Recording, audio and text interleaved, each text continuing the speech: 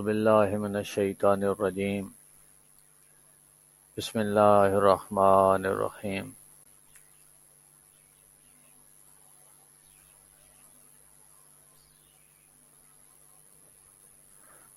واقعہ کربلا کو گزرے ہوئے 1381 سال ہو گئے۔ گویا اب تک 1381 مرتبہ محرم الحرام آیا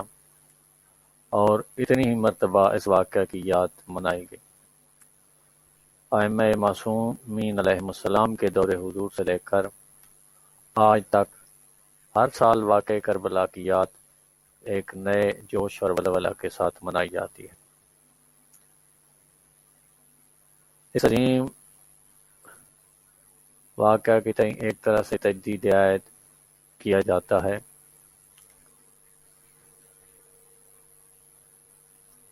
واضح رہے کہ کربلا کے مصائب اور آلام پر آنسو بہانے کے ساتھ ساتھ کربلا کے پیغامات اور اس کے تقاضوں پر نظر رکھنا بھی ضروری ہے، جو کربلا کی یاد منانے کا اکثر مقصد ہے۔ جس طرح واقعہ کربلا نے اسلام اور اس کے پیغام کو ایک نئی حیات بخشی ہے، اسی طرح کربلا کے ذکر اور اس کی یاد کو بھی اس اہم فریضہ کی ادائیگی میں اہم کردار ادا کرنا چاہیے۔ یعنی ذکر کربلا کے ساتھ اسلامی احکام و قوانین اور انسانی اقدار کو عملی طور پر نئی زندگی ملنا چاہیے۔ جس طرح کربلا والوں کی زندگی اور ان کے جملہ اعمال کردار اسلامی زندگی کی جیتی جاگتی تصویر تھے، اسی طرح کربلا کی یاد منانے والوں کی بھی کوشش ہونی چاہیے کہ یاد مناتے وقت کربلا کے کرداروں کی طرح اسلامی زندگی کا نمونہ پیش کریں۔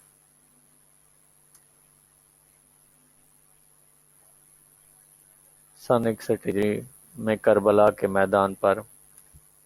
فرزند رسول صلی اللہ علیہ وآلہ وسلم نے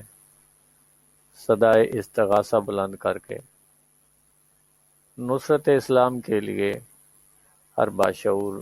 دیندار انسان کو دعوت عمل دی تھی۔ آج تقریباً 14 صدیوں سے ساری دنیا کے عاشقان حسین علیہ السلام اس صدائے استغاثہ پر لبیک کہنے کے لیے بےتاب ہیں۔ یہی وجہ ہے کہ یوں تو سال بھر لیکن خاص طور پر محرم کے ایام میں حضرت امام حسین علیہ السلام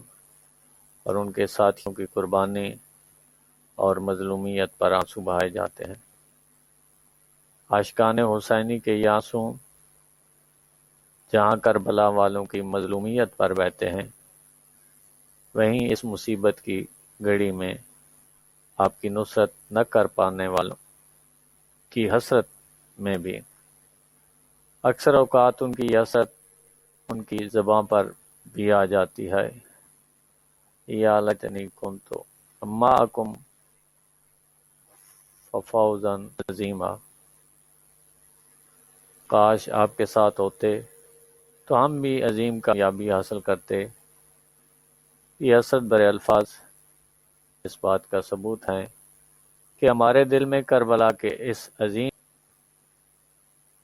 ہم آہنگی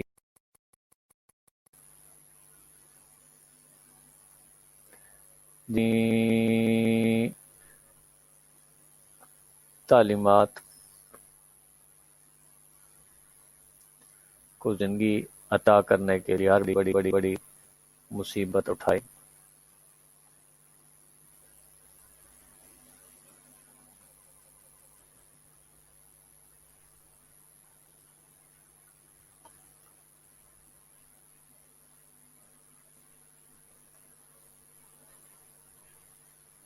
ہمارے یہ الفاظ انشاءاللہ بارگاہ الہی میں شرف قبولیت حاصل کر لیں گے اور ہمارا عشق کربلا والوں کے ساتھ ہوگا۔ لیکن یہ الفاظ ہمیں اس بات کی دعوت بھی دیتے ہیں کہ ہم سوچیں کہ کربلا میں حضرت امام حسین علیہ السلام اور ان کے ساتھیوں کا کردار کیا تھا، اور الفاظ کے ساتھ ساتھ اس کردار کی عملی کوشش بھی کریں۔ کربلا ظلم کے خلاف جہاد ہے، بے دینی کے خلاف جنگ، خدا سے غفلت کے خلاف لڑائی، غرض کے ہر برائی کے خلاف ایک پیکار مسلسل ہے، اور یہ تسلسل آج 1381 سال سے اسی ذکر کربلا کے ذریعے قائم ہے۔ کربلا جس طرح برائیوں کے خلاف ایک مسلسل جہاد ہے، اسی طرح نیکیوں کے انتخاب کے لیے بھی ایک مسلسل مہم۔ یزید اور یزیدی برائیوں کے خلاف حضرت امام حسین علیہ السلام اور ان کے ساتھیوں کی جنگ، جہاں یزیدیت سے نفرت اور بیزاری کا مطالبہ کرتی ہے، وہیں حسینی کردار کو اپنانے کا درس عمل بھی دیتی ہے۔ حضرت امام حسین علیہ السلام امام معصوم اور جملہ فضائل و کمالات انسانی کا مجموعہ تھے، تو آپ کے گرد اکٹھا ہونے والے آپ علیہ السلام کے منتخب اصحاب و انصار بھی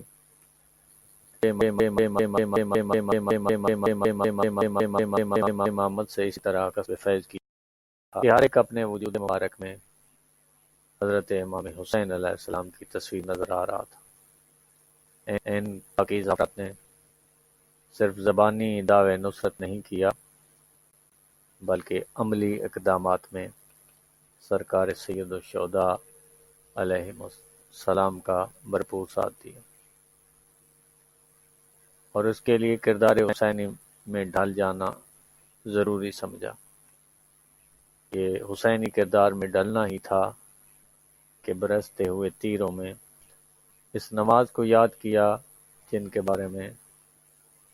حضرت امام حسین علیہ السلام کا ارشاد ہے، انی بس صلات، میں نماز سے محبت کرتا ہوں۔ حسینی کردار سے ہمانگی کی نہ جائے۔ ایسی کتنی مثالیں ہیں جنہیں مختلف واقعات کے ضمن میں تلاش کیا جا سکتا ہے۔ ظلم سے نفرت، گناہوں سے بیزاری، اپنے مالک کے تئیں عز و انکساری، اپنے آقا کی اطاعت اور اس کی رضا کا مکمل لحاظ، جرأت و شجاعت، ہمت و جواں مردی، حمایت مذہب، پاسبانی، شریعت، عزت نفس کا خیال، ذلت سے دوری جیسے کربلا کے نانے کتنے مطالبات ہیں جنہیں پورا کرنا کربلا سے وابستہ ہر حسینی کی ذمہ داری ہے۔ کربلا کے ان مطالبات کو حضرت امام حسین علیہ السلام کے اصحاب و انصار کے اقوال و ارشادات، ان کی سیرت و کردار اور کربلا سے متعلق معتبر منابع میں تلاش کیا جا سکتا ہے۔ حضرت امام حسین علیہ السلام نے شب عاشورہ ارشاد فرمایا تھا، اگارہ ہو کہ دنیا کی شیرینی اور تلخی دونوں ایک خواب غفلت ہے،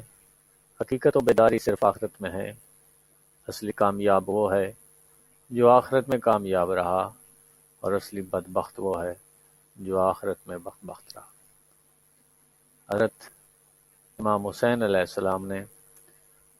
کوفہ کی راہ میں حر کے لشکر کو مخاطب کر کے ارشاد فرمایا، اے لوگو، تقوی اختیار کرو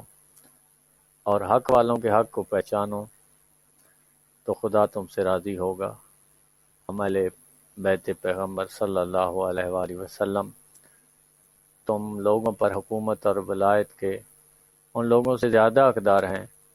جو ناحق مدعی حکومت ہیں اور زور و زیادتی کے ساتھ حکومت کرتے ہیں۔ امام علیہ السلام نے اپنے ان دونوں پیغام میں یہ مطالبہ کیا ہے کہ دنیا کے مقابلے میں آخرت کو اصلی قرار دو، تقوی اختیار کرتے رہو، آخرت میں کامیابی سے ہمکنار کرنے والے اصلی ذرائع ائمہ طاہرین علیہم السلام سے وابستہ رہو۔ اس کے علاوہ ایک اور مقام پر آپ علیہ الصلوۃ والسلام ارشاد فرماتے ہیں کہ تمہیں کتاب خدا اور سنت نبی صلی اللہ علیہ وآلہ وسلم کی طرف دعوت دیتا ہوں، اس لیے کہ سنتیں مردہ ہو رہی ہیں اور بدعتوں کو زندہ کیا جا رہا ہے۔ گویا آخرت میں کامیابی کا اصلی ذریعہ کتاب خدا اور سنت نبوت ہے، جو اس کے واقعی وارثوں اہل بیت علیہم السلام نبوت سے ہی مل سکتی ہے۔ اپنے ساتھ آنے والوں سے مخاطب ہو کر ایک اور منزل پر آپ علیہ السلام نے ارشاد فرمایا، جو تلوار کی دھار اور نیزے کی انی کی تکلیف برداشت کر سکتا ہو وہ میرے ساتھ قیام کرے،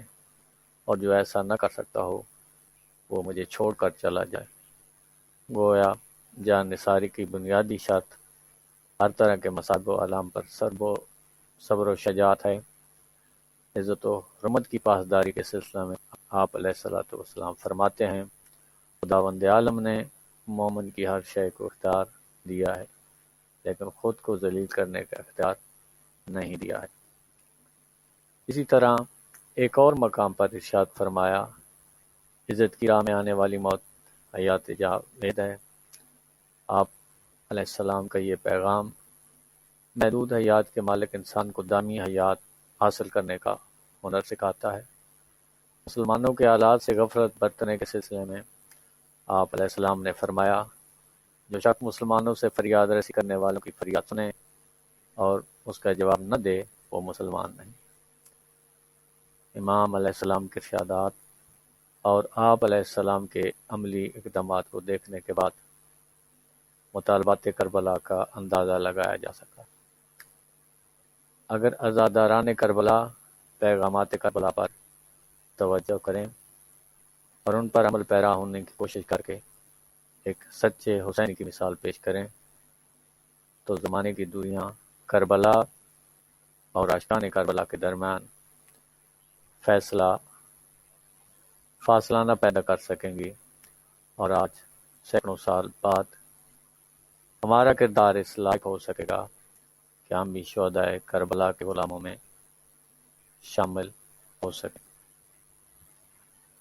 محرم الحرام ہمارے لیے عملی عزادار بننے کا بہترین موقع ہے، لہذا سرکار سید الشہداء حضرت امام حسین علیہ السلام اور ان کے اصحاب و انصار علیہ السلام پر گریہ کرنے کے ساتھ ساتھ ان کے پیغامات پر عمل ہماری عزاداری کو بارگاہ الہی میں